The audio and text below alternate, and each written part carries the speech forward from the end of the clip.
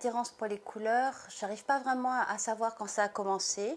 Le vrai élément déclencheur, c'est que tout au cours de mes études, donc j'ai commencé par travailler sur l'archéologie, puis en ethnologie.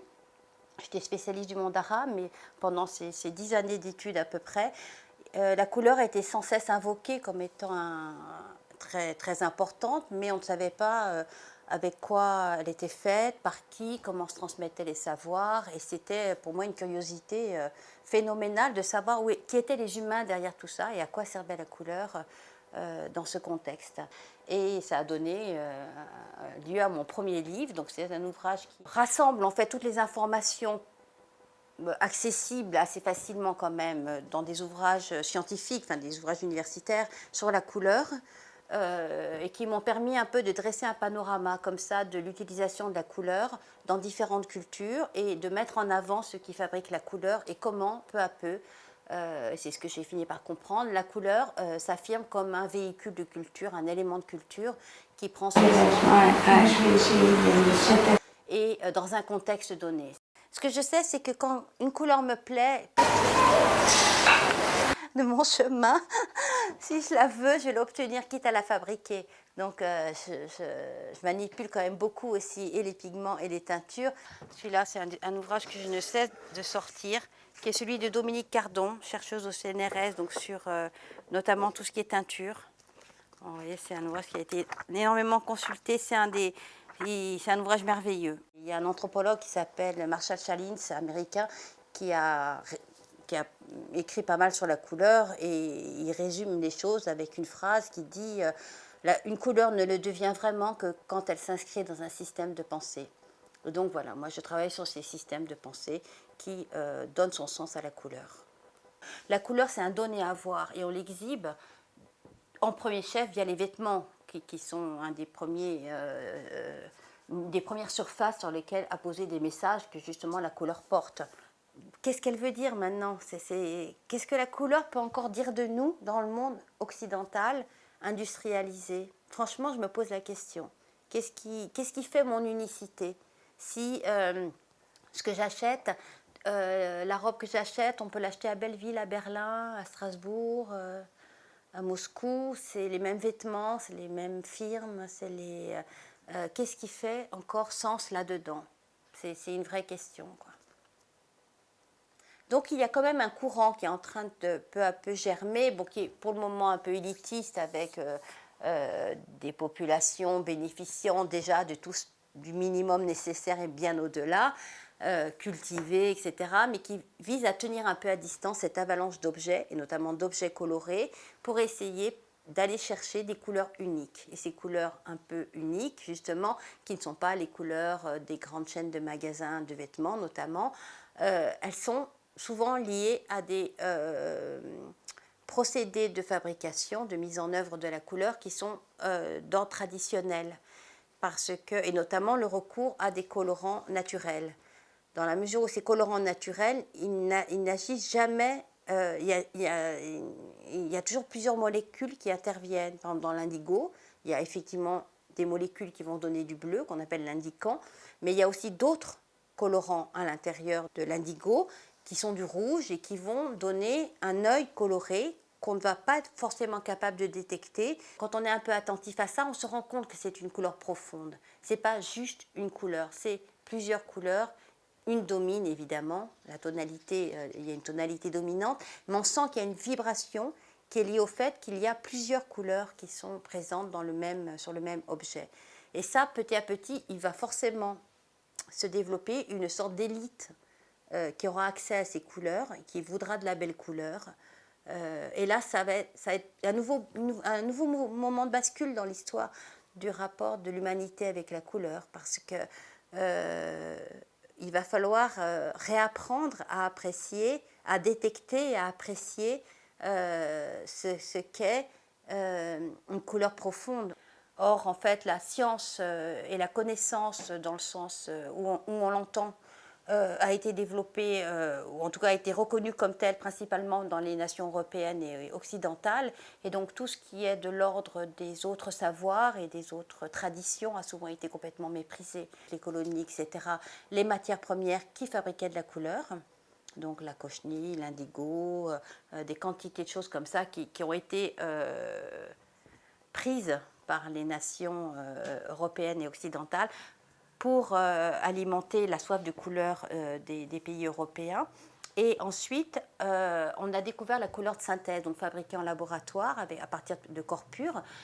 Ça date du milieu du 19e siècle. Et à ce moment-là, on a cessé d'importer toutes les matières premières naturelles, dites naturelles en tout cas. Maintenant, ironie du sort, on se rend compte que beaucoup des colorants de synthèse utilisés dans des processus industriels sont extrêmement consommateurs d'eau, d'énergie, etc., souvent très polluants, voire contre-indiqués pour des raisons sanitaires, et on le voit avec l'amendement REACH, qui était une législation européenne qui vise à savoir exactement ce qu'il y a un peu dans tous les produits de synthèse qu'on utilise. Peu à peu, on interdit des pigments et des colorants, parce qu'on sait qu'ils sont maintenant vraiment mauvais pour la santé. Et donc, il va falloir qu'à un moment ou à un autre, soit pour des raisons sanitaires, soit pour des raisons écologiques, on se retourne vers des colorants et des pigments issus directement de la nature. Mais tous les gens qui connaissaient ça et qui souvent transmettaient leurs connaissances par des voies orales et pas écrites, une grande partie de ces savoirs ont disparu.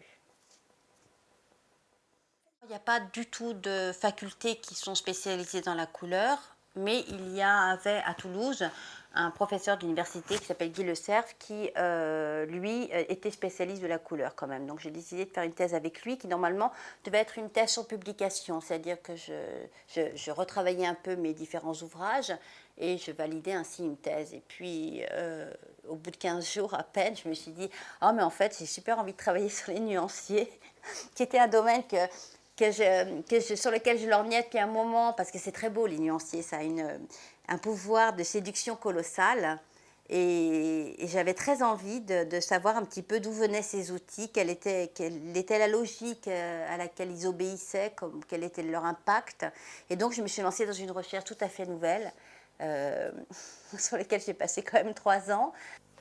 Il y a des petits bouquins dont je me sers souvent, qui ont été publiés par un japonais qui s'appelle Kobayashi, qui m'intrigue parce on voit vraiment la différence de la perception de la couleur entre les cultures. Moi, je ne procéderai pas du tout au même type de classement que lui. Donc, c'est vraiment très intéressant d'aller voir comment ailleurs on classe les couleurs, comment on les appréhende. Ça me rafraîchit toujours d'aller voir des ouvrages japonais comme ça. Tout le travail d'aquarelle de Jean-Philippe et de Dominique Lanclos, donc qui a nourri des quantités de designers, hein, notamment tous ceux qui travaillent à Toulouse, qui sont issus de l'IUP de Montauban, se sont énormément inspirés du travail des Lanclos. Là, c'est une jupe Monge. Bon, ce sont des petits exercices vraiment sans aucune prétention, mais qui font vraiment partie intégrante de mes terrains quand je pars à l'étranger, ou même en France d'ailleurs, pour voir, c'est même pas voir, c'est que la couleur à ce moment-là me rentre dedans. Je suis dans une posture très passive en fait quand je fais ça. Mais ça me fait découvrir des choses que j'aurais pas pu découvrir par une analyse beaucoup plus pragmatique, guidée. Ça, c'est un bananier, le nuancier d'un bananier. Quand on regarde un document comme celui-là, qui est un nuancier de ruban de soie qui a été diffusé en 1941 par des manufactures de Saint-Étienne, ces outils-là, alors j'en parle parce que j'ai fait ma thèse sur ce sujet, sur les nuanciers, vont se révéler être des outils extraordinaires d'apprentissage de la couleur à des populations qui avaient une autre perception de la couleur. Ils étaient capables, par exemple, de reconnaître qu'un arbre était malade à une infime variation de la nuance d'un arbre, de voir qu'un champ avait un parasite parce que la couleur du blé au printemps n'était pas celle qu'ils s'attendaient. Donc il pouvait y avoir évidemment une lecture très très fine de la couleur, mais qui n'était pas forcément verbalisée. Ces outils-là qui vont être diffusés diffusés d'abord dans un contexte B2B, puis ensuite arriver jusqu'au consommateur, vont permettre à la population de mesurer l'étendue des couleurs possibles, de la découvrir, mais aussi de leur attribuer des noms, puisque à partir du moment où ces objets sortent du contexte business to business, on va séduire le consommateur déjà avec des noms poétiques. Bon, là, ce n'est pas le cas, parce que ce sont des numéros, mais il y a quand même des gammes de couleurs, paradis, hyménée, aurore, sombre, etc., qui vont permettre aux gens de nommer la couleur et donc de la penser. Ça, c'est très, très important. Mais c'est vraiment, ces objets sont révélateurs d'une époque où, après des siècles où les scientifiques, enfin les savants, les chimistes ont essayé de maîtriser la couleur naturelle et n'arrêtaient pas de se casser les dents, mais quand même, dans les années 1800, ça y est, ils ont suffisamment maîtrisé donc, cet animal sauvage pour pouvoir peu à peu l'utiliser dans le cadre des manufactures, notamment textiles, et on découvre ensuite les couleurs de synthèse. Et là, tout vole en éclats. Mais on sent quand même la jubilation qu'il y a derrière, de se dire tout est possible, le monde entier va pouvoir être coloré grâce à ces molécules. Et c'est vrai qu'à cette époque-là, et notamment cette entreprise, la Société Anonyme, là, des colorants de Saint-Denis, ils se sont mis à tout colorer, le caoutchouc, l'os, la bakélite, enfin, on a l'impression de gamins dans un magasin de jouets qui sont trop contents de voir qu'enfin, il n'y a plus de frein à leurs envies. J'ai travaillé notamment pour Chanel pendant 2 ans, là, les 2 dernières années. J'ai mis en fait tout mon savoir, le savoir que j'avais développé sur les nuanciers, au service de la mise en évidence, de la révélation de leur gamme de couleurs de rouge à lèvres. Dont ils avaient déjà un aperçu, puisqu'ils avaient gardé des nuanciers de rouge à lèvres depuis les années 1960 jusqu'à nos jours. Mais quand on a 700 échantillons de couleurs face à soi, sur une quinzaine de documents, c'est très très difficile de savoir exactement ce qui s'est passé au niveau de la couleur. Donc il y a eu tout un travail de mise en place d'un protocole de recherche qui a permis de mise en forme graphique, qui a permis de tirer de ce monceau d'informations des lignes directrices et de mettre en évidence quelles étaient les teintes qui constituaient un peu le cœur de gamme de Chanel et comment elles avaient évolué au fil des décennies, et essayer de mettre cette évolution en parallèle et en lien avec une évolution sociétale, et notamment l'évolution des femmes qui, entre 1950, où elles ne peuvent pas travailler sans l'autorisation de leur mari, où elles n'ont pas accès à la contraception, où elles ne peuvent pas signer de chèques, elles n'ont pas de compte en banque d'ailleurs. À nos jours, il s'est produit évidemment et heureusement des choses considérables. Donc comment cette évolution des femmes, puisqu'on est dans les rouges à lèvres, mais de l'ensemble de la société, a pu influer sur des phares, et comment aussi des créateurs, parce que ce sont des créateurs, ont pu donner des couleurs qui sont un peu devenues emblématiques de l'évolution des femmes. L'intérêt de travailler quand même pour le luxe, c'est qu'il faut qu'ils conservent leur position, d'être capables d'amener quelque chose qui fait privilège. C'est ça le luxe, c'est de pouvoir avoir un objet, une étoffe que les autres n'ont pas. Et quand Hermès, par exemple, me demande de leur exposer un peu plus en détail ce qu'est la couleur orange, leur couleur emblématique, c'est important pour eux d'être nourris de nouvelles références, d'une histoire qui est réelle, qui n'est pas fantasmée du tout, qui n'est pas une histoire de marketing, qui est une histoire historique, anthropologique, et qui va, même s'ils ne l'appliquent pas, ça nourrit quand même l'esprit des équipes qui travaillent sur les couleurs, et ça les amène à voir la réalité un tout petit peu différemment. Donc c'est un travail d'accompagnement où j'apprends autant qu'eux apprennent de moi. D'ailleurs, c'est souvent des missions très intéressantes. Ça, j'ai participé à une autre recherche aussi qui visait à essayer de voir justement déterminer quelle était la part de la culture dans l'appréciation des couleurs, également avec le CNRS. Et puis, côté industrie, j'ai pu travailler pour L'Oréal, des marques de sport aussi, Salomon Apparel, et tout ça, aussi grâce au fait qu'avec une autre personne qui s'appelle Barbara Blin-Barrois, nous avons créé une société qui s'appelle Culture Couleur, qu'on a fondé, je crois, en 2010. Barbara Blin-Barois a fondé le Conservatoire des ocres de Roussillon, qui est devenu un centre de transmission des savoir-faire liés à la couleur, donc par exemple la dorure, les badigeons de chaux, la fabrication du papier, de la teinture, des quantités d'applications comme ça. Donc il y a des stages qui sont organisés sur place avec des praticiens. Et ce lieu-là accueille très régulièrement des groupes de recherche, notamment le CNRS pour une école de printemps qui avait lieu tous les ans et maintenant tous les 2 ans, où pendant une semaine sont réunis une trentaine de chercheurs. C'est vraiment un endroit très très riche que je vous conseille d'aller voir. Alors, il y a 3 gammes en fonction des 3 sortes de pigments que j'utilise.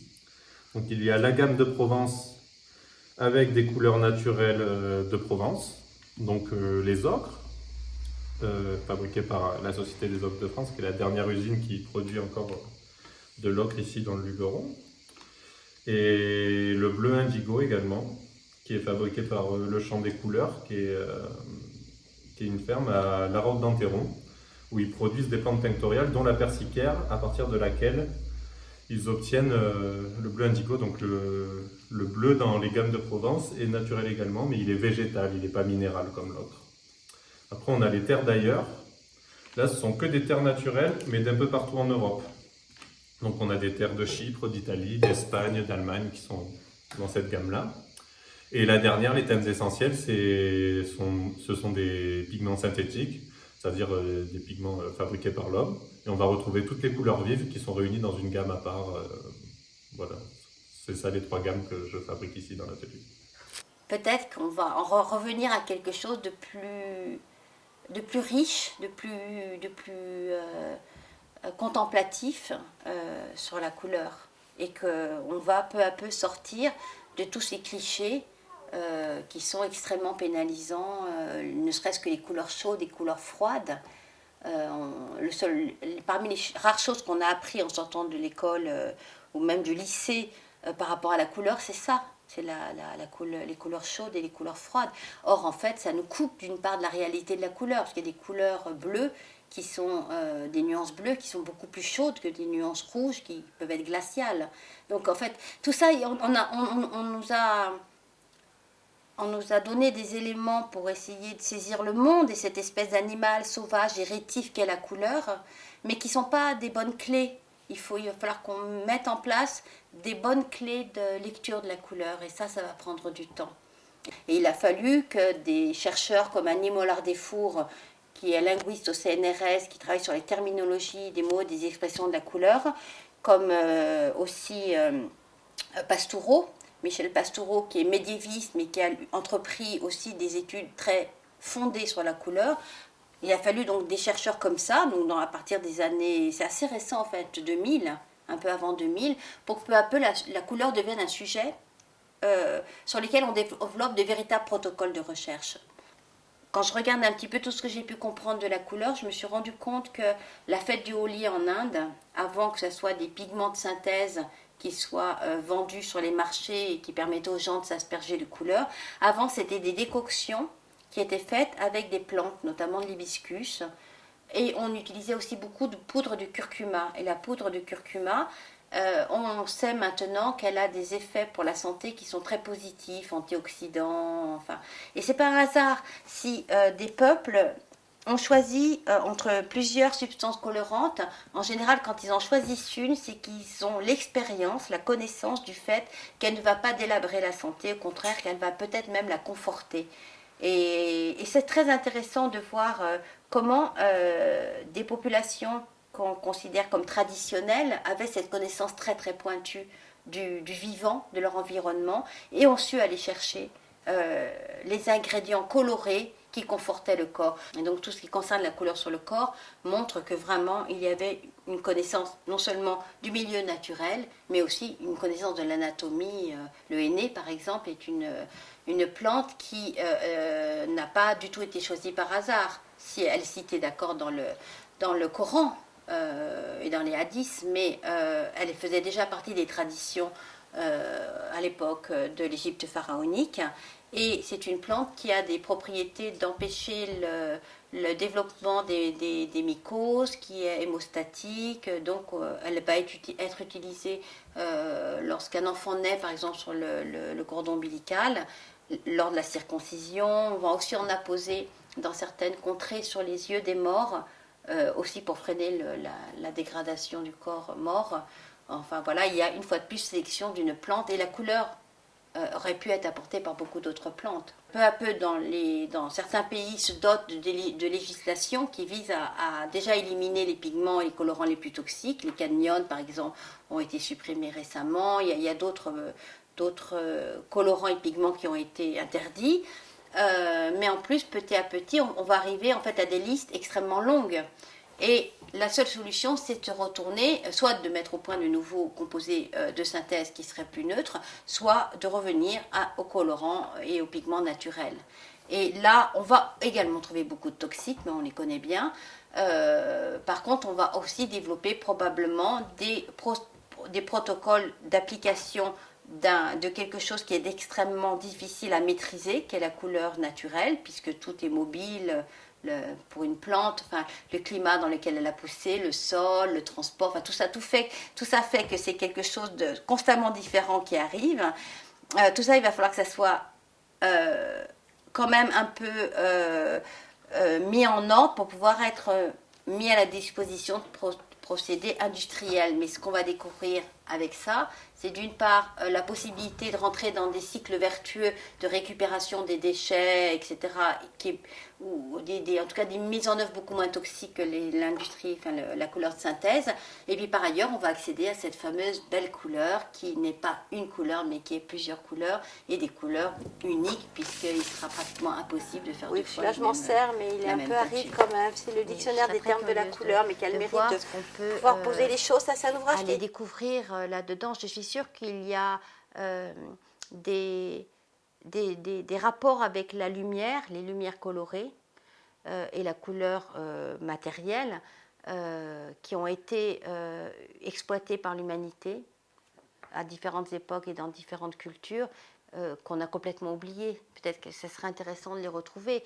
Et si la médecine commence à se pencher là-dessus avec suffisamment d'humilité, je pense que ça peut être vraiment quelque chose d'intéressant.